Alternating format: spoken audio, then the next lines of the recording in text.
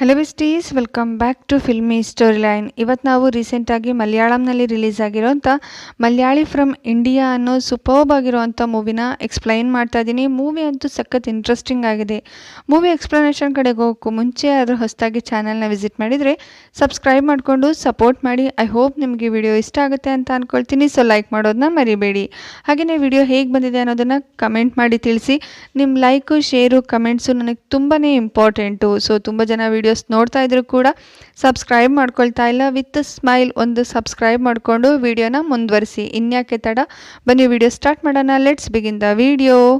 Movie ಸ್ಟಾರ್ಟಿಂಗ್ನಲ್ಲಿ ಈ ಚಿತ್ರದ ಮೇನ್ ಕ್ಯಾರೆಕ್ಟರಾದ ಗೋಪಿ ಅನ್ನೋರನ್ನ ನೋಡ್ತೀವಿ. ಅವರು ಪಾಕಿಸ್ತಾನದಲ್ಲಿರುವಂಥ ಒಬ್ಬರು ಮನೆಗೆ ಬರ್ತಾ ಇರೋವಾಗ ಗೋಪಿ ಮೇಲೆ ಡೌಟ್ ಬಂದಂಥ ಒಬ್ಬ ವ್ಯಕ್ತಿ, ನೀವು ಎಲ್ಲಿಗೆ ಹೋಗ್ತಾ ಇದ್ದೀರಾ, ಏನಾದ್ರೂ ಜಗಳ ಮಾಡೋದಕ್ಕೋಸ್ಕರ ಇಲ್ಲಿಗೆ ಬಂದಿದ್ದೀರಾ ಅಂತ ಕೇಳುವಾಗ ಗೋಪಿ ತಾನು ಇಲ್ಲಿಗೆ ಏನಕ್ಕೆ ಬಂದಿದ್ದೀನಿ ಅನ್ನೋದನ್ನ ಒಂದು ಲೆಟರ್ ಮುಖಾಂತರ ತೋರಿಸ್ತಾರೆ. ಸೊ ಇಲ್ಲಿಗೆ ಈ ಸೀನ್ ಕಟ್ಟಾಗಿ ನೆಕ್ಸ್ಟ್ ಪಾರ್ಟ್ನಲ್ಲಿ ಗೋಪಿ ಲೈಫ್ನಲ್ಲಿ ಏನು ನಡೆದಿದೆ ಅನ್ನೋದನ್ನ ನೋಡ್ತೀವಿ. ಗೋಪಿಗೆ ತಂದೆ ಇರೋದಿಲ್ಲ, ತಾಯಿ ಮಾತ್ರ. ಹಾಗೆಯೇ ಗೋಪಿಗೆ ವೈಷ್ಣವಿ ಅನ್ನೋ ತಂಗಿ ಕೂಡ ಇರ್ತಾರೆ. ತಂಗಿ ಮೊಬೈಲ್ ಶಾಪ್ನಲ್ಲಿ ವರ್ಕ್ ಮಾಡ್ತಾ ಇರೋಂಥ ಆಶಿಕ್ ಅನ್ನೋ ಹುಡುಗನ್ನ ಪ್ರೀತಿಸ್ತಾ ಇರ್ತಾಳೆ. ತಂಗಿ ಮತ್ತು ಅಮ್ಮ ತುಂಬಾ ಕೆಲಸ ಮಾಡ್ತಾ ಇರ್ತಾರೆ. ಆದರೆ ಗೋಪಿ ಯಾವಾಗಲೂ ಕೂಡ ಉಂಡಾಡಿ ಗುಂಡೊಂಥರ ಓಡಾಡ್ಕೊಂಡೇ ಇರ್ತಾರೆ. ಹಾಗೆಯೇ ಗೋಪಿಯ ತಾಯಿಯ ತಮ್ಮ ಗೋಪಿಗೋಸ್ಕರ ದುಬೈನಲ್ಲಿ ಕೆಲಸ ನೋಡಿದ್ದೀನಿ, ಆದಷ್ಟು ಬೇಗ ಒಂದು ಸರ್ಟಿಫಿಕೇಟನ್ನು ಕಳಿಸೋದಕ್ಕೆ ಹೇಳು ಅಂದರೂ ಕೂಡ ಗೋಪಿ ಅದ್ರ ಬಗ್ಗೆನೂ ಕೂಡ ತಲೆ ಕೆಡಿಸ್ಕೊಳ್ದೇ ಆರಾಮ್ಸೆ ಮನೆಯಲ್ಲಿ ಇರ್ತಾರೆ. ಹಾಗೆಯೇ ಅವನಿಗೆ ಸ್ಕೂಲ್ ಮಕ್ಕಳು ಕೂಡ ಒಂದು ಮರ್ಯಾದೆ ಕೊಡ್ತಾ ಇರೋದಿಲ್ಲ. ಯಾಕೆ ಅಂತಂದರೆ ಗೋಪಿನ ಎಲ್ಲರೂ ಕೂಡ ಟೇಕನ್ ಫಾರ್ ಗ್ರಾಂಟೆಡ್ ಆಗಿ ತಗೊಂಡಿರ್ತಾರೆ. ಹಾಗೆ ನೆಕ್ಸ್ಟ್ ಸೀನಲ್ಲಿ ಗೋಪಿ ತಾಯಿ ಸ್ಕೂಲ್ ಮಕ್ಕಳಿಗೆ ಅಡುಗೆ ಮಾಡಿಕೊಡೋ ಅಂಥ ಕೆಲಸ ಮಾಡ್ತಾ ಇರ್ತಾರೆ. ಆದರೂ ಗೋಪಿಗೆ ಅದ್ಯಾವುದ್ರ ಬಗ್ಗೆನೂ ಕೂಡ ತಲೆ ಕೆಡಿಸ್ಕೊಳ್ಬೇಕು ಅನ್ನೋ ಯೋಚನೆ ಕೂಡ ಇರೋದಿಲ್ಲ. ಹಾಗೆಯೇ ಗೋಪಿ ಇರೋ ಅಂಥ ಮನೆ ಪತ್ರನ ಬ್ಯಾಂಕ್ನಲ್ಲಿ ಅಡ ಇಟ್ಟಿರ್ತಾರೆ. ಅವ್ರ ತಾಯಿ ಆದಷ್ಟು ಬೇಗ ದುಡ್ದು ಅದನ್ನು ಬಿಡಿಸ್ಕೊ ಅಂತ ಹೇಳ್ತಾ ಇರ್ತಾರೆ.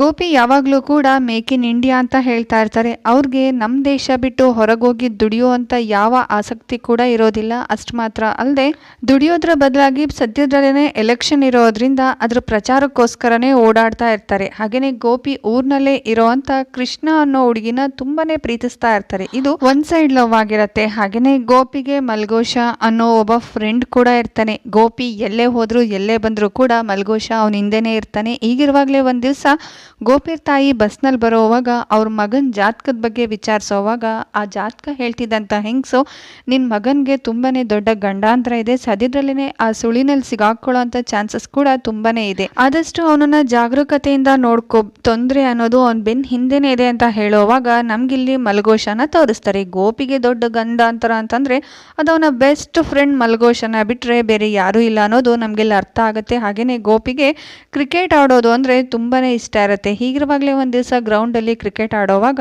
ಅಲ್ಲೇ ಪಕ್ಕದಲ್ಲಿ ಇದೇ ಒಂದು ಎಲೆಕ್ಷನ್ನ ಮೀಟಿಂಗ್ ನಡೀತಾ ಇರತ್ತೆ. ಆ ಮೀಟಿಂಗ್ ಹಾಲ್ಗೆ ಪದೇ ಪದೇ ಬಾಲ್ ಬಿದ್ದಿದ್ರಿಂದ ಅವರ ಪಕ್ಷದಕ್ಕೂ ಹಾಗೆಯೇ ಎದುರುಗಡೆ ಇದ್ದಂಥ ಪಕ್ಷಕ್ಕೂ ಒಂದು ದೊಡ್ಡ ಫೈಟಿಂಗೇ ಆಗತ್ತೆ. ಇದ್ರ ಮಧ್ಯೆ ಅದು ಪೊಲೀಸ್ ಕಂಪ್ಲೇಂಟ್ ಕೂಡ ಆಗತ್ತೆ.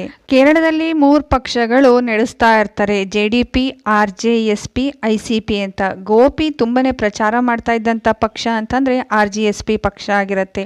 30% ಸೀಟ್ನಲ್ಲಿ RGSP ಪಕ್ಷ ಏನಾದರೂ ವಿನ್ ಆದರೆ ಗೋಪಿಗೆ ಒಂದು ಒಳ್ಳೆ ಕೆಲಸ ಸಿಗುತ್ತೆ ಅನ್ನೋದು ಅವನ ನಂಬಿಕೆ ಆಗಿರುತ್ತೆ. ಎಲೆಕ್ಷನ್ ರಿಸಲ್ಟ್ ಬಂದಮೇಲೆ ಗೋಪಿ ನಂಬಿಕೆಗಂತೂ ಬೆಂಕಿನೇ ಬಿದ್ದುಬಿಡುತ್ತೆ. ಯಾಕೆ ಅಂತಂದರೆ RGSP ಪಕ್ಷದ ವಿರೋಧವಾಗಿರುವಂಥ LDP ಪಕ್ಷ ಹಾಗೆಯೇ ICP ಪಕ್ಷ ಎರಡೂ ಕೂಡ ವಿನ್ ಆಗಿದ್ರೆ ಭಾರಿ ಮೊತ್ತದಿಂದ RGSP ಪಕ್ಷ ಸೋತೋಗಿರುತ್ತೆ.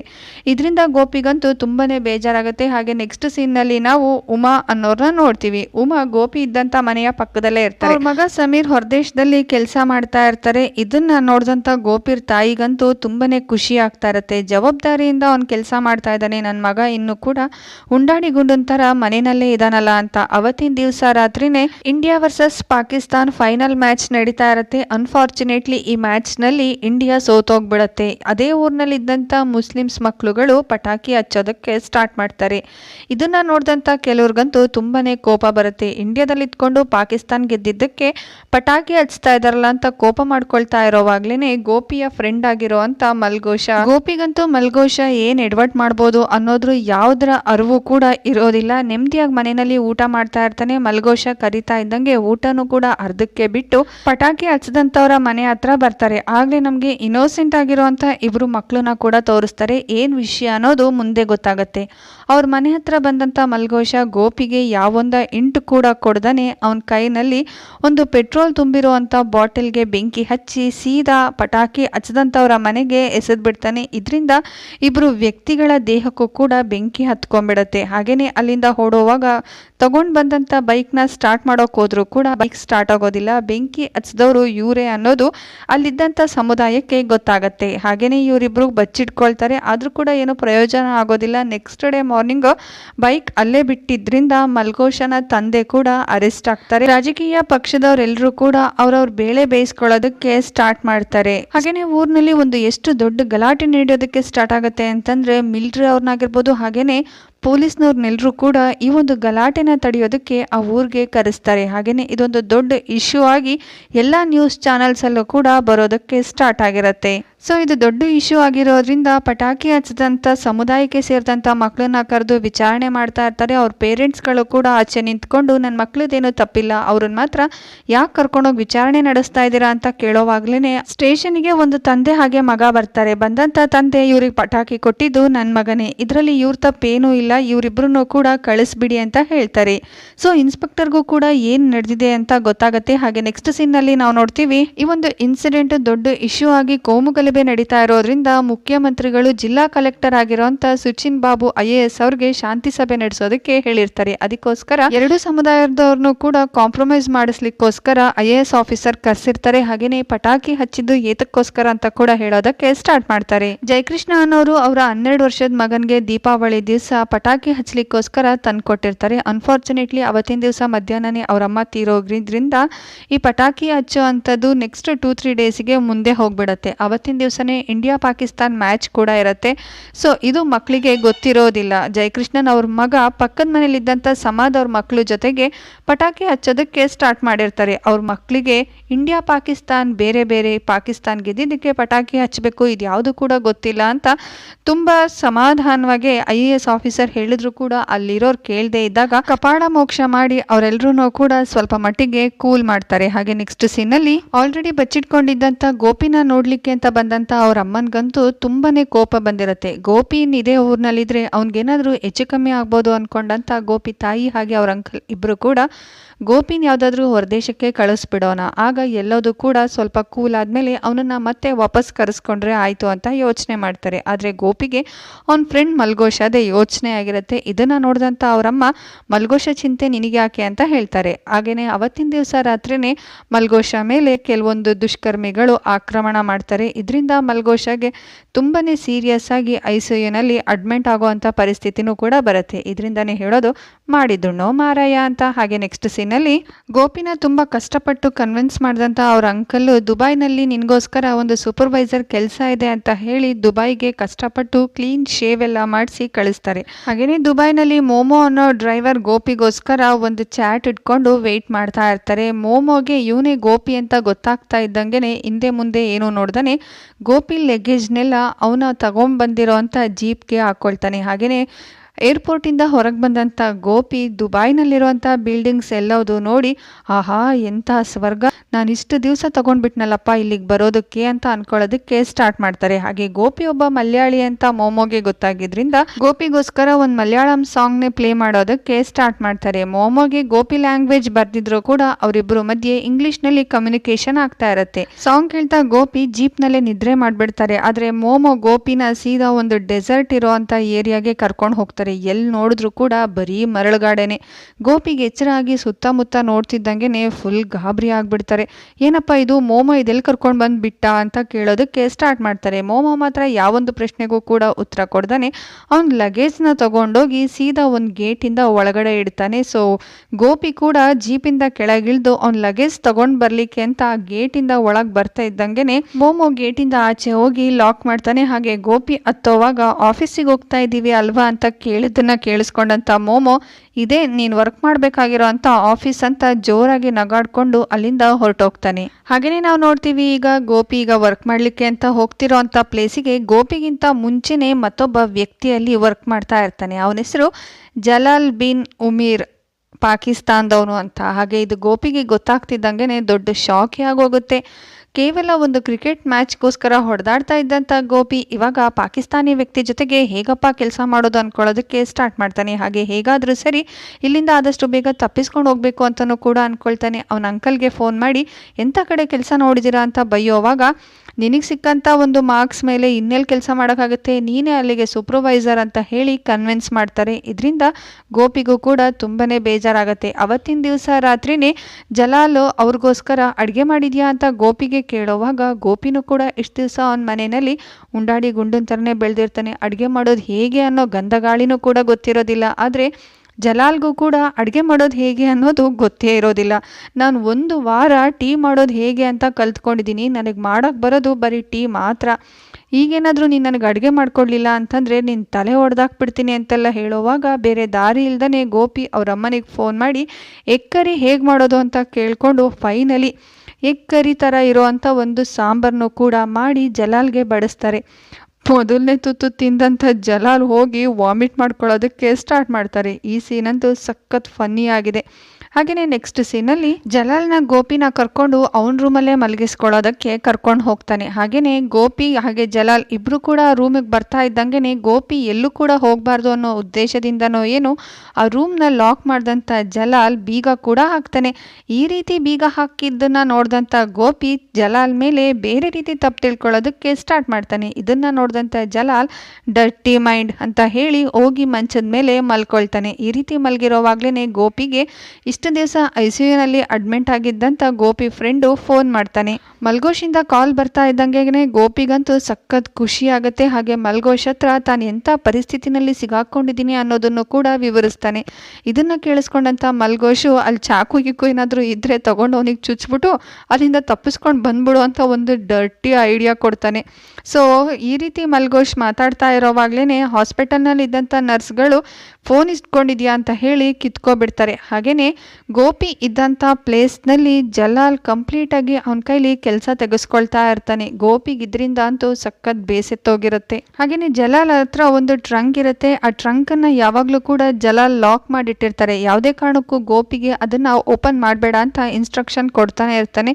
ಸೊ ಈ ವಿಷಯನ ಗೋಪಿ ಮಲ್ಗೋಶ್ ಹತ್ರ ಹೇಳೋವಾಗ, ಮಲ್ಗೋಶ್ ನನಗನ್ಸೋ ಪ್ರಕಾರ ಅದರಲ್ಲಿ ದೊಡ್ಡ ದೊಡ್ಡ ವೆಪನ್ಸ್ ಇದೆ ಅನಿಸುತ್ತೆ, ಹೇಗಾದರೂ ಸರಿ ಆ ಲಾಕ್ನ ಓಪನ್ ಮಾಡಿ ಆ ವೆಪನ್ಸ್ನ ತಗೊಂಡು ಜಲಾಲ್ನ ಶೂಟ್ ಮಾಡಿ ಸಾಯಿಸಿ ಅಲ್ಲಿಂದ ಹೊರಟು ಬಿಡು ಅಂತ ಒಂದು ಡಬ್ಬಾ ಐಡಿಯಾನ ಕೊಡ್ತಾನೆ. ಹಾಗೆಯೇ ಜಲಾಲ್ ರಾತ್ರಿ ಮಲಗಿರೋವಾಗ ಅವನ ಮಖದ ಮೇಲೆ ದಿಂಬೊತ್ತು ಬಿಡು, ಅವ್ನು ಸತ್ತೋಗ್ತಾ ಇದ್ದಂಗೆ ಅಲ್ಲಿಂದ ತಪ್ಪಿಸ್ಕೊಂಡು ಬಂದ್ಬಿಡು ಅಂತ ಹೇಳ್ಕೊಟ್ಟಿದ್ರಿಂದ ಗೋಪಿ ಕೂಡ ಅದೇ ರೀತಿ ಮಾಡೋ ಥರ ಒಂದು ಕೆಟ್ಟ ಕನಸನ್ನ ಕಾಣ್ತಾನೆ. ಆದರೆ ಅವನ ಕೈಲಿ ಅಷ್ಟೆಲ್ಲ ಸಾಧ್ಯವಾಗೋದಿಲ್ಲ. ಪಕ್ಕದಲ್ಲೇ ಇದ್ದಂಥ ಕೀ ತಗೊಂಡು ಆ ಒಂದು ಮರಳುಗಾಡಿನಲ್ಲಿ ಹೊರಟಂಥ ಗೋಪಿ ಆದಷ್ಟು ದೂರ ಓಡಿ ಬರೋದಕ್ಕೆ ಸ್ಟಾರ್ಟ್ ಮಾಡ್ತಾನೆ. ನೆಕ್ಸ್ಟ್ ಡೇ ಮಾರ್ನಿಂಗು ಗೋಪಿನ ಹುಡುಕ್ದಂಥ ಜಲಾಲ್ಗೆ ಗೊತ್ತಾಗುತ್ತೆ ಗೋಪಿ ಅಲ್ಲಿಂದ ಓಡೋಗಿದ್ದಾನೆ ಅಂತ. ಅದೇ ಟೈಮ್ನಲ್ಲಿ ಅವನ ಹತ್ರ ಒಬ್ಬ ಒಂಟೆ ಮಾರಲಿಕ್ಕೆ ಅಂತ ಬರ್ತಾನೆ. ನೋಡಿದ್ರೆ ಅವನಿಗೆ ಗೋಪಿನ ಇಲ್ಲಿಗೆ ಕರ್ಕೊಂಡು ಬಂದಿರೋದಲ್ದೇ ಇವ್ನು ನನ್ನ ಜೊತೆ 3 ವರ್ಷ ಕೆಲಸ ಮಾಡ್ತಾ ಇದ್ದ, ನೀವೇನಾದರೂ 3 ಒಂಟೆನ ತಗೊಂಡ್ರೆ ನಿಮಗೆ ಫ್ರೀಯಾಗಿ ಕೊಡ್ತೀನಿ ಅಂತ ಹೇಳಿಬಿಡ್ತಾನೆ.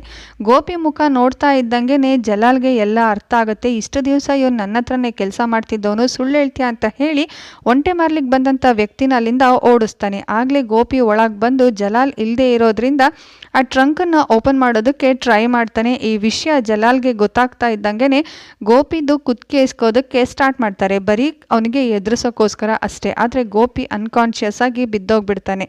ಸೊ ಇದನ್ನು ನೋಡಿದಂಥ ಜಲಾಲ್ಗೆ ತುಂಬಾ ಗಾಬರಿ ಆಗುತ್ತೆ. ಫೈನಲಿ ಗೋಪಿನ ಎಚ್ಚರ ಮಾಡಿದಂಥ ಜಲಾಲ್ ಸ್ವಲ್ಪ ಮಟ್ಟಿಗೆ ಸುಧಾರಿಸ್ಕೊಳ್ಳಿ ಅಂತ ಸಕ್ಕರೆ ನೀರನ್ನ ಕೊಡ್ತಾರೆ. ಆದರೆ ಗೋಪಿಗದು ಟೇಸ್ಟೇ ಬರೋದಿಲ್ಲ. ಆಲ್ರೆಡಿ ಇಂಡಿಯಾದಲ್ಲೆಲ್ಲ ಕರೋನಾ ಅನ್ನೋದು ಹರಡಿದೆ, ಹಾಗೆಯೇ ಒಂದು ಲಾಕ್ಡೌನ್ ಕೂಡ ಆಗಿದೆ ಅಂತ ನ್ಯೂಸ್ ಚಾನಲ್ಸ್ನಲ್ಲೆಲ್ಲದರಲ್ಲೂ ಕೂಡ ಹೇಳ್ತಾ ಇರ್ತಾರೆ. ಗೋಪಿ ಏರ್ಪೋರ್ಟ್ನಲ್ಲಿ ಒಬ್ಬ ಚೈನಿ ವ್ಯಕ್ತಿಗೆ ಕರ್ಚೀಫ್ ತೆಕ್ಕೊಟ್ಟಿರ್ತಾನೆ. ಇದರಿಂದ ಗೋಪಿಗೂ ಕೂಡ ಇನ್ಫೆಕ್ಷನ್ ಆಗಿದೆ ಅನ್ನೋದು ಗೊತ್ತಾಗುತ್ತೆ. ಹಾಗೆ ಈ ಕಡೆ ಗೋಪಿ ತಂಗಿ ಅವನ ಲವರ್ ಜೊತೆಗೆ ಫಿಲ್ಮ್ಗೆ ಹೋಗಿರ್ತಾಳೆ. ಸೊ ಇದರಿಂದ ಅವಳಿಗೂ ಕೂಡ ಕರೋನಾ ಇನ್ಫೆಕ್ಷನ್ ಆಗಿದೆ. ಹಾಗೆ ಅವಳಿಗೊಬ್ಬ ಲವರ್ ಇದ್ದಾನೆ ಅನ್ನೋದು ಕೂಡ ಗೋಪಿ ತಾಯಿಗೆ ಗೊತ್ತಾಗಿ ತುಂಬಾ ಕೋಪ ಬರುತ್ತೆ. ಸೊ ಈ ರೀತಿ ಈಗ ಗೋಪಿಗೆ ಇನ್ಫೆಕ್ಷನ್ ಆಗಿರೋದ್ರಿಂದ ಜಲಾಲೆ ಗೋಪಿನ ತುಂಬ ಚೆನ್ನಾಗಿ ನೋಡ್ಕೊಳ್ಳೋದಕ್ಕೆ ಸ್ಟಾರ್ಟ್ ಮಾಡಿರ್ತಾನೆ. ಜಲಾಲ್ಗೆ ಅಡುಗೆ ಮಾಡೋದಾಗಲಿ ಕಾಫಿ ಮಾಡೋದಾಗಲಿ ಏನೂ ಕೂಡ ಬರ್ತಾ ಇರೋದಿಲ್ಲ. ಆದರೆ ಗೋಪಿಗೋಸ್ಕರ ಜಲಾಲೆ ಎಲ್ಲದನ್ನು ಕೂಡ ಮಾಡಿಕೊಡ್ತಾ ಇರ್ತಾರೆ. ಗೋಪಿಗೆ ಇನ್ಫೆಕ್ಷನ್ ಆದಾಗ ರೂಮಲ್ಲಿ ಲಾಕ್ ಆಗಿರೋವಾಗ ಗೋಪಿ ಬಾಗಿಲು ತೆಗೆಯಲ್ಲ ಅಂತ ಹೇಳ್ತಾ ಇರ್ತಾನೆ. ಇದನ್ನು ಕೇಳಿಸ್ಕೊಂಡಂಥ ಜಲಾಲು ಬಾಗಿಲು ತೆಗಿಯೋ ಕಂತ್ರಿ ಅಂತ ಹೇಳ್ಬಿಡ್ತಾರೆ.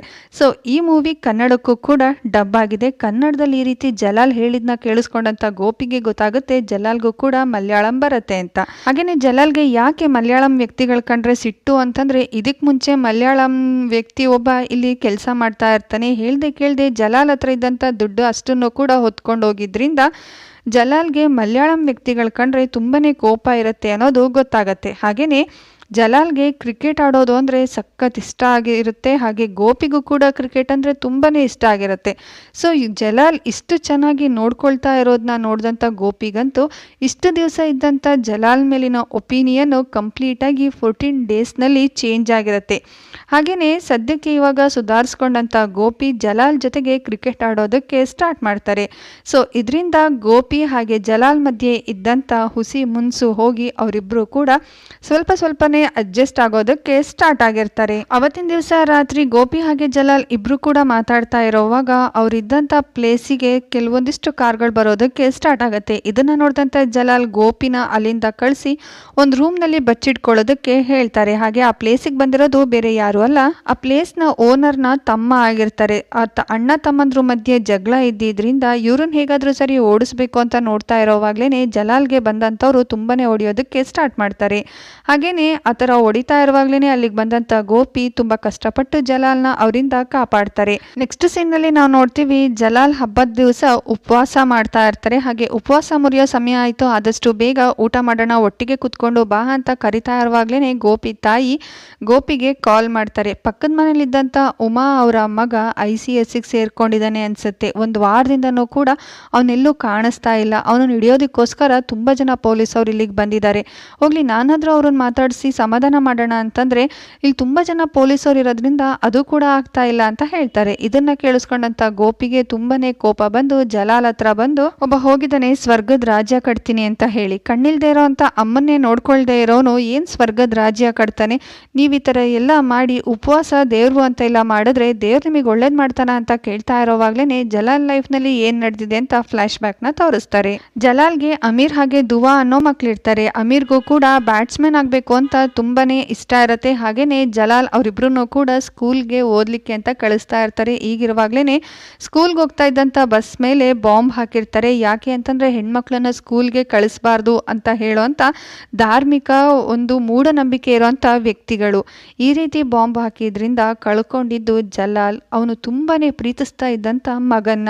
ಅವ್ರೆಲ್ಲಾರ ಕೈಲೂ ಗನ್ ಕೊಡ್ಬೇಕು ಅಂತಿದ್ದಾಗ ನಾನ್ ನನ್ನ ಮಕ್ಕಳ ಕೈಲಿ ಕೊಟ್ಟಿದ್ದು ಪುಸ್ತಕನ. ಯಾಕಂದ್ರೆ ಕುರಾನ್ನ ಮೊದಲನೇ ಪದ ಓದು ಅಂತ, ಆಯುಧಗಳನ್ನ ಹಿಡಿ ಅಂತಲ್ಲ. ಅದನ್ನ ಸರಿಯಾಗಿ ಅರ್ಥ ಮಾಡ್ಕೊಳ್ದೇನೆ ಸ್ವರ್ಗನ ಹುಡ್ಕೊಂಡು ಎಲ್ಲೆಲ್ಲೋ ಹೋಗ್ತಾರೆ. ನಿಜವಾದ ಸ್ವರ್ಗ ಇರೋದು ತಾಯಿಯ ಕಾಲ್ ಬುಡದಲ್ಲಿ ಅಂತ ಹೇಳ್ತಾರೆ. ಹಾಗೇನೆ ಇಷ್ಟು ದಿವಸ ಲಾಕ್ ಆಗಿದ್ದಂತ ಟ್ರಂಕ್ ಅಲ್ಲಿ ಏನಿದೆ ಅನ್ನೋದನ್ನ ಜಲಾಲ್ ತೋರಿಸ್ತಾರೆ. ಅವ್ರ ಮಗಳಿಗೋಸ್ಕರ ತುಂಬಾನೇ ಗಿಫ್ಟ್ ಗಳನ್ನ ತಗೊಂಡ್ ಬಂದು ಇಟ್ಕೊಂಡಿರ್ತಾರೆ. ಹಾಗೆ ಜಲಾಲ್ನ ಕನ್ಸು ಒಂದೇ ಆಗಿರತ್ತೆ, ನನ್ನ ಮಗಳು ವಿದ್ಯಾವಂತೆ ಆಗ್ಬೇಕು, ಅವಳು ಚೆನ್ನಾಗಿ ಓದ್ಬೇಕು, ಇಡೀ ಪ್ರಪಂಚನೇ ನೋಡ್ಬೇಕು ಅವಳು. ಈ ಎಲ್ಲ ಕನ್ಸುಗಳನ್ನು ಕೂಡ ಜಲಾಲ್ ಗೋಪಿ ಹತ್ರ ಹೇಳ್ಕೊಳ್ತಾರೆ. ಹಾಗೆ ನೆಕ್ಸ್ಟ್ ಸೀನ್ ನಲ್ಲಿ ನಾವು ನೋಡ್ತೀವಿ ತುಂಬಾನೇ ಬೇಜಾರಾಗಿದ್ದಂತ ಉಮಾನ ಗೋಪಿ ತಾಯಿ ಹೋಗಿ ಸಮಾಧಾನ ಮಾಡ್ತಾ ಇರೋದು. ಹಾಗೆ ಈ ಕಡೆ ಜಲಾಲ್ಗೆ ಅವ್ರ ಮಗಳು ಫೋನ್ ಮಾಡಿ 10th ಸ್ಟ್ಯಾಂಡರ್ಡ್ ಅಲ್ಲಿ ಅವರು ಟಾಪ್ ಅಲ್ಲಿ ಬಂದಿರ್ತಾರೆ. ಈ ಖುಷಿನ ಜಲಾಲ್ ಹತ್ರ ಹೇಳ್ಕೊಳ್ತಾರೆ. ಹಾಗೇನೆ ಜಲಾಲ್ ಊರಿಗೆ ಹೋಗ್ದಾನೆ 3 ವರ್ಷ ಆಗಿರತ್ತೆ. ಆದಷ್ಟು ಬೇಗ ಅವ್ರನ್ನ ನೋಡ್ಬೇಕು ಅಂತ ಮಗಳು ಅವಳ ಪ್ರೀತಿನ ಎಕ್ಸ್ಪ್ರೆಸ್ ಮಾಡಿದ್ರಿಂದ ಈ ವಿಷಯನ ಗೋಪಿ ಹತ್ರ ಜಲಾಲ್ ಹೇಳ್ಕೊಳ್ತಾರೆ. ಇದರಿಂದ ಗೋಪಿ ಓನರ್ಗೆ ಫೋನ್ ಮಾಡಿ ಪರ್ಮಿಷನ್ ತಗೊಳ್ಳಿ ಅಂತ ಹೇಳ್ಕೊಡ್ತಾರೆ. ಸೊ ಜಲಾಲ್ ಓನರ್ಗೆ ಫೋನ್ ಮಾಡಿದಾಗ ಓನರ್ ಕೂಡ ಅಸ್ತು ಅಂತ ಹೇಳಿದ್ರಿಂದ ಗೋಪಿ ಹಾಗೆ ಜಲಾಲ್ ಇಬ್ರಿಗೂ ಕೂಡ ತುಂಬಾನೇ ಖುಷಿ ಆಗುತ್ತೆ. ಅಷ್ಟು ದಿನದ ತನಕ ಇದ್ದಂಥ ಲಾಕ್ಡೌನ್ ಸ್ವಲ್ಪ ಮಟ್ಟಿಗೆ ಇಲ್ಲ ಅಂತ ಇರೋದು ಗೊತ್ತಾಗಿದ್ರಿಂದ ಗೋಪಿ ಹಾಗೆ ಜಲಾಲ್ ಇಬ್ರು ಕೂಡ ಆಚೆ ಹೋಗಿ ಅವರ ಒಂದು ದಿನನ ಫುಲ್ ಎಂಜಾಯ್ ಮಾಡ್ಕೊಂಡು ಮನೆಗೆ ಬರ್ತಾರೆ. ಹಾಗೆ ನೆಕ್ಸ್ಟ್ ಡೇನೆ ಜಲಾಲ್ ಇದ್ದಕ್ಕಿದ್ದಂಗೆ ತಲೆ ತಿರುಗಿ ಬಿದ್ದೋಗ್ಬಿಡ್ತಾರೆ. ಇದನ್ನ ನೋಡಿದಂಥ ಗೋಪಿಗೆ ತುಂಬಾನೇ ಭಯ ಆಗತ್ತೆ. ಹಾಗೇನೆ ಈಗ ಗೊತ್ತಾಗೋದೇನು ಅಂತಂದ್ರೆ ಆಚೆ ಕಡೆ ಎಲ್ಲ ಚೆನ್ನಾಗಿ ಸುತ್ತಾಡ್ಕೊಂಡು ಬಂದಿದ್ರಿಂದ ಜಲಾಲ್ಗೂ ಕೂಡ ಕೋವಿಡ್ ಬಂದಿದೆ ಅನ್ನೋದು ಗೊತ್ತಾಗುತ್ತೆ. ನೆಕ್ಸ್ಟ್ ಡೇ ಮಾರ್ನಿಂಗ್ಗೆ ಊರಿಗೆ ಹೋಗ್ಬೇಕಾಗಿರತ್ತೆ. ಜಲಾಲ್ ಕೂಡ ಬ್ಯಾಗ್ ಪ್ಯಾಕ್ ಮಾಡ್ಕೊಳ್ಳೋದಕ್ಕೆ ಹೋಗ್ತಾರೆ. ಆದ್ರೆ ಜಲಾಲ್ಗೆ ವಯಸ್ಸಾಗಿದ್ರಿಂದ ತುಂಬಾನೇ ಸೊರ್ಗೋಗಿದ್ರು ಕೂಡ ಅದನ್ನ ತೋರಿಸ್ಕೊಳ್ದಾನೆ ಮೋಮೋಗೆ ನಾಳೆ ದಿವಸ ಬರೋದಕ್ಕೆ ಹೇಳು ಅಂತ ಹೇಳ್ತಾರೆ. ಆದ್ರೆ ಮೋಮೋಗೂ ಕೂಡ ಕೋವಿಡ್ ಅಟ್ಯಾಕ್ ಆಗಿದ್ರಿಂದ ಅವರನ್ನು ಕೂಡ ICUನಲ್ಲಿ ಅಡ್ಮಿಟ್ ಆಗಿದ್ದಾರೆ ಅನ್ನೋ ವಿಷಯನ ಅವ್ರ ವೈಫ್ ಹೇಳ್ತಾರೆ. ಹಾಗೆ ನೆಕ್ಸ್ಟ್ ಡೇ ಮಾರ್ನಿಂಗ್ ಅಷ್ಟರಲ್ಲಿ ಆಲ್ರೆಡಿ ಜಲಾಲ್ ತುಂಬಾನೇ ಸೊರ್ಗೋಗಿರೋದ್ರಿಂದ ಅವ್ರನ್ನ ಹಾಸ್ಪಿಟಲ್ಗೆ ಅಡ್ಮಿಟ್ ಮಾಡ್ಲಿಕ್ಕೋಸ್ಕರ ತುಂಬಾನೇ ಗೋಪಿ ಕಷ್ಟಪಡ್ತಾರೆ. ಫೈನಲಿ ಒಂದು ವೆಹಿಕಲ್ಸ್ ಕೂಡ ಸಿಗುತ್ತೆ. ಆಗುತ್ತೆ. ಆದರೆ ಆ ಡ್ರೈವರು ಒಳಗಡೆ ಬರೋದಿಲ್ಲ, ಪೇಷಂಟನ್ನೇ ಆಚೆ ಕಡೆ ಕರ್ಕೊಂಡು ಬನ್ನಿ ಅಂತ ಹೇಳ್ತಾರೆ. ಈ ಕಡೆ ನೋಡಿದ್ರೆ ಜಲಾಲ್ ತಲೆ ತಿರುಗಿ ಬಿದ್ದೋಗ್ಬಿಡ್ತಾರೆ. ಗೋಪಿ ತುಂಬಾನೇ ಕಷ್ಟಪಟ್ಟು ಜಲಾಲ್ ತರ ಇರೋಂಥ ಅಜನಾಬಾಹು ಅಂತವ್ರನ್ನ ಕಷ್ಟಪಟ್ಟು ಜೀಪ್ ಹತ್ರ ಕರ್ಕೊಂಡು ಬಂದು ಹಾಕೊಂಡು ಇನ್ನೇನು ಹಾಸ್ಪಿಟಲ್ಗೆ ಕರ್ಕೊಂಡು ಹೋಗ್ತಾ ಇರ್ತಾರೆ. ಜಲಾಲ್ ಆ ಮಾರ್ಗ ಮಧ್ಯೆನೇ ಸತ್ತೋಗ್ಬಿಡ್ತಾರೆ. ಸೊ ಅಲ್ಲಿಗೆ ಬಂದಂಥ ಓನರ್ಸ್ಗಳು ಜಲಾಲ್ನ ಅಲ್ಲೇ ಮಣ್ಣು ಮಾಡ್ತಾರೆ. ಇದನ್ನ ನೋಡಿದಂಥ ಗೋಪಿಗಂತೂ ತುಂಬಾನೇ ಬೇಜಾರಾಗುತ್ತೆ. ಫೈನಲಿ ಜಲಾಲ್ಗೆ ಅವ್ರ ಫ್ಯಾಮಿಲಿನ ನೋಡ್ಲಿಕ್ಕೆ ಆಗೋದೇ ಇಲ್ವಲ್ಲ ಅಂತ ಬೇರೆ ದಾರಿ ಇಲ್ದನೆ ಗೋಪಿನೇ ತಾನೇ ಖುದ್ದಾಗಿ ವಿಷಯನ ಅವ್ರ ಮನೆಯವ್ರಿಗೆ ಹೇಳ್ತೀನಿ ಅಂತ ಹೇಳಿ ಅವ್ರ ಮಗಳಿಗೆ ಕೊಡಬೇಕಾದಂಥ ಅಷ್ಟು ಗಿಫ್ಟ್ಸ್ನು ಕೂಡ ತಗೊಂಡು ಅವ್ರ ಮನೆ ಕಡೆಗೆ ಬರ್ತಾರೆ. ಹಾಗೆಯೇ ಜಲಾಲ್ ವೈಫ್ಗೂ ಕೂಡ ಗೋಪಿನ ನೋಡಿ ತುಂಬಾನೇ ಖುಷಿಯಾಗುತ್ತೆ. ಅವ್ರ ಮಗಳಿಗೂ ಕೂಡ ಗೋಪಿನ ನೋಡಿ ತುಂಬಾನೇ ಖುಷಿಯಾಗತ್ತೆ. ಹಾಗೆಯೇ ಜಲಾಲ್ ವೈಫ್ನ ಅಣ್ಣ ತಮ್ಮಂದ್ರು ಅಲ್ಲಿಗೆ ಬಂದು ಹೇಳೋದೇನು ಅಂತಂದರೆ ಸದ್ಯದ್ರಲ್ಲೇ ದುವಾ ಮದುವೆ ಫಿಕ್ಸ್ ಆಗೋದ್ರಲ್ಲಿದೆ ಅನ್ನೋದು ಹೇಳ್ತಾರೆ. ಇದನ್ನು ಕೇಳಿಸ್ಕೊಂಡಂಥ ಗೋಪಿಗೆ ತುಂಬಾ ಬೇಜಾರಾಗುತ್ತೆ. ಯಾಕೆ ಅಂತಂದರೆ ಜಲಾಲ್ನ ಕನಸು ದುವಾನ ಚೆನ್ನಾಗಿ ಓದಿಸಿ ವಿದ್ಯಾವಂತೆ ಮಾಡಬೇಕು ಅನ್ನೋದಿರುತ್ತೆ. ಆದರೆ ಇಷ್ಟು ಚಿಕ್ಕ ಹುಡುಗಿಗೆ ಇಷ್ಟು ಬೇಗ ಮದುವೆ ಮಾಡಬೇಕು ಅಂತಿದ್ದಾರಲ್ಲ ಅಂತ ಹೇಳಿ ವಾದ ಮಾಡೋದಕ್ಕೆ ಸ್ಟಾರ್ಟ್ ಮಾಡ್ತಾರೆ. ಇದನ್ನು ಕೇಳಿಸ್ಕೊಂಡಂಥ ಅಣ್ಣ ತಮ್ಮಂದರು ಗೋಪಿನ ಚೆನ್ನಾಗಿ ಹೊಡೆದು ಅಲ್ಲಿಂದ ಓಡಿಸ್ಬಿಡ್ತಾರೆ. ಗೋಪಿ ಒಬ್ಬನೇ ಕೂತ್ಕೊಂಡು ಯೋಚನೆ ಮಾಡೋವಾಗ ಮೂವಿ ಸ್ಟಾರ್ಟಿಂಗ್ನಲ್ಲಿ ನೋಡಿದಂಥ ವ್ಯಕ್ತಿ ಜಲಾಲ್ಗೋಸ್ಕರ ಇಷ್ಟಕ್ಕೊಂದು ಕಷ್ಟಪಡ್ತಾ ಇದೆಯಲ್ಲ, ಅವ್ನು ನಿನಗೆ ಏನಾಗಬೇಕು ಅಂತ ಕೇಳೋವಾಗ ಗೋಪಿ ಜಲಾಲ್ ನನಗೆ ಫ್ರೆಂಡ್ ಆಗಬೇಕು ಅಂತ ಹೇಳ್ತಾರೆ. ಅಷ್ಟರೊಳಗಾಗ್ಲೇ ಜಲಾಲ್ ಮಗಳು ಅಲ್ಲಿಗೆ ಬಂದು ಏನಾಯಿತು ನಮ್ಮ ತಂದೆಗೆ ಅಂತ ಕೇಳೋವಾಗ ನಿಮ್ಮ ತಂದೆ ಕೊನೆಯ ಉಸಿರೆಳಿವಾಗ ನನ್ನ ಮಗಳು ಚೆನ್ನಾಗಿ ಓದಬೇಕು ಅಂತ ಹೇಳಿ ಮಾತು ತಗೊಂಡ್ರು ಅನ್ನೋ ವಿಷಯನ ಹೇಳ್ತಾನೆ. ಇದನ್ನು ಕೇಳಿಸ್ಕೊಂಡಂಥ ದುವಾಗಂತೂ ಸಖತ್ ಬೇಜಾರಾಗುತ್ತೆ. ಹಾಗೆ ಯಾವುದೇ ಕಾರಣಕ್ಕೂ ಕೂಡ ನೀನು ಓದೋದನ್ನ ನಿಲ್ಲಿಸಬೇಡ ಅಂತ ಹೇಳಿ ದುವಾಗೋಸ್ಕರ ತಂದಿರೋ ಅಂಥ ಕೆಲವೊಂದಿಷ್ಟು ಪುಸ್ತಕಗಳನ್ನು ಕೂಡ ಅವಳ ಕೈಗೆ ಕೊಟ್ಟು ಹೊರಡೋವಾಗ ದುವಾ ಗೋಪಿಗೆ ಅಗ್ ಮಾಡ್ಕೊಳ್ತಾಳೆ. ಹಾಗೆಯೇ ತನ್ನ ತಂದೆ ಹೇಳಿದಂಥ ಕೊನೆ ಮಾತುಗಳನ್ನು ನನಗೋಸ್ಕರ ಇಲ್ಲಿಗೆ ತನಕ ತಗೊಂಡು ಬಂದಿದ್ದಕ್ಕೆ ತುಂಬ ಥ್ಯಾಂಕ್ಸ್ ಅಣ್ಣಯ್ಯ ಅಂತ ಹೇಳ್ತಾಳೆ. ಸೊ ಇದೆಲ್ಲ ಆಗಿ 5 ವರ್ಷ ಆಗುತ್ತೆ. ದುವಾ ಚೆನ್ನಾಗಿ ಓದಿ ಗರ್ಲ್ಸ್ ಎಜುಕೇಷನ್ಗೆ ಒಂದು ಗ್ಲೋಬಲ್ ಅಂಬಾಸಿಡರ್ ಆಗಿರ್ತಾರೆ. ಹಾಗೆಯೇ ಅವಳಿಗೆ ಕೇಳಿದಂಥ ಕ್ವೆಶನ್ಗೆ ಹಾಗೆಯೇ ನಿನಗಿಷ್ಟೆಲ್ಲ ಮಾಡಲಿಕ್ಕೆ ಯಾರು ಇನ್ಸ್ಪಿರೇಷನ್ ಅಂತ ಹೇಳಿದ್ದಕ್ಕೆ ಮೊದಲನೇದಾಗಿ ನನ್ನ ತಂದೆ ನನಗೆ ದೊಡ್ಡ ಇನ್ಸ್ಪಿರೇಷನ್ ಅಂತ ಹೇಳ್ತಾಳೆ. ಹಾಗೆಯೇ ಇಂಡಿಯಾದಿಂದ ನನಗೋಸ್ಕರ ಗೋಪಿ ಅಣ್ಣ ಬಂದಿದ್ರು, ಅವರು ಕೂಡ ನನಗೆ ತುಂಬ ದೊಡ್ಡ ಇನ್ಸ್ಪಿರೇಷನ್ ಅಂತ ಹೇಳಿ ಅವರಿಬ್ರಿಗೂ ಕೂಡ ಥ್ಯಾಂಕ್ಸ್ ಹೇಳ್ತಾಳೆ. ಹಾಗೆ ಈ ಕಡೆ ಗೋಪಿನ ತೋರಿಸ್ತಾರೆ. ಗೋಪಿ ಊರಿನಲ್ಲಿ ಈಗಲೂ ಕೂಡ ಕ್ರಿಕೆಟ್ ಅಂತೆಲ್ಲ ಆಡ್ಕೊಂಡು ಅವ್ರ ಅಮ್ಮನ ತುಂಬ ಚೆನ್ನಾಗಿ ನೋಡ್ಕೊಳ್ತಾ ಇರ್ತಾನೆ. ಅದ್ರ ಜೊತೆಗೆ ಪಕ್ಕದ ಮನೆ ಇದ್ದಂಥ ಉಮಾ ಅವ್ರನ್ನು ಕೂಡ ತುಂಬ ಚೆನ್ನಾಗಿ ನೋಡ್ಕೊಳ್ತಾ ಒಬ್ಬ ಜವಾಬ್ದಾರಿಯುತನಾಗಿ ಬದಲಾಗಿರ್ತಾನೆ. ಹಾಗೆಯೇ ಇಷ್ಟು ದಿವಸದಿಂದನೂ ಕೂಡ ಕೃಷ್ಣನ್ನ ಪ್ರೀತಿಸ್ತಾ ಇರ್ತಾನೆ ಅಲ್ವಾ. ಸೊ ಇತ್ತೀಚೆಗೆ ಅವಳು ಕೂಡ ಅವನ ಮೇಲೆ ಇಂಟ್ರೆಸ್ಟ್ ತೋರಿಸೋದಕ್ಕೆ ಸ್ಟಾರ್ಟ್ ಮಾಡಿರ್ತಾಳೆ. ಹಾಗೆಯೇ ಅವನಿನ್ನೂ ಕೂಡ ಕೆಲಸನೂ ಕೂಡ ಬಿಟ್ಟಿರೋದಿಲ್ಲ. ದುಬೈನಲ್ಲೇ ಕೆಲಸ ಮಾಡ್ತಾ ಇರ್ತಾನೆ. ಹಾಗೆಯೇ ಅಲ್ಲಿಗೆ ಇವಾಗ ಪಾಕಿಸ್ತಾನಿ ಒಬ್ಬ ವ್ಯಕ್ತಿನೂ ಕೂಡ ಸೇರಿಸ್ಲಿಕ್ಕೋಸ್ಕರ ಕರ್ಕೊಂಡು ಬರ್ತಾರೆ. ಆ ಹುಡುಗನ ನೋಡಿದಂಥ ಗೋಪಿಗೆ ತನ್ನನ್ನೇ ತಾನು ನೋಡ್ಕೊಂಡಂಗೆ ಆಗುತ್ತೆ. ಹಾಗೆಯೇ ಆ ಹುಡುಗನಿಗೆ ಹ್ಯಾಂಡ್ ಶೇಕ್ ಮಾಡಿದಂಥ ಗೋಪಿ ಅವನನ್ನು ವೆಲ್ಕಮ್ ಮಾಡ್ಕೊಳ್ತಾರೆ. ಸೊ ಇಲ್ಲಿಗೆ ಮಲಯಾಳಿ ಫ್ರಮ್ ಇಂಡಿಯಾ ಮೂವಿ ಮುಗಿಯತ್ತೆ. ಮೂವಿ ಕೊನೆಯಲ್ಲಿ ನಿಮ್ಗೇನು ಅನ್ನಿಸ್ತು ಅನ್ನೋದನ್ನು ಕಮೆಂಟ್ ಮಾಡಿ ತಿಳಿಸಿ. ಹೊಸದಾಗಿ ಯಾರಾದರೂ ಚಾನಲ್ನ ವಿಸಿಟ್ ಮಾಡಿದರೆ ಸಬ್ಸ್ಕ್ರೈಬ್ ಮಾಡಿಕೊಂಡು ಸಪೋರ್ಟ್ ಮಾಡಿ. ನಿಮ್ಮ ಸಪೋರ್ಟ್ ನನಗೆ ತುಂಬಾ ಇಂಪಾರ್ಟೆಂಟು. ಹಾಗೆಯೇ ಇಂಥದ್ದೇ ಮೂವಿ ಜೊತೆಗೆ ಆದಷ್ಟು ಬೇಗ ನಿಮ್ಮ ಮುಂದೆ ಬರ್ತೀನಿ. Still then take care, love you all. Thank you for watching. Bye bye.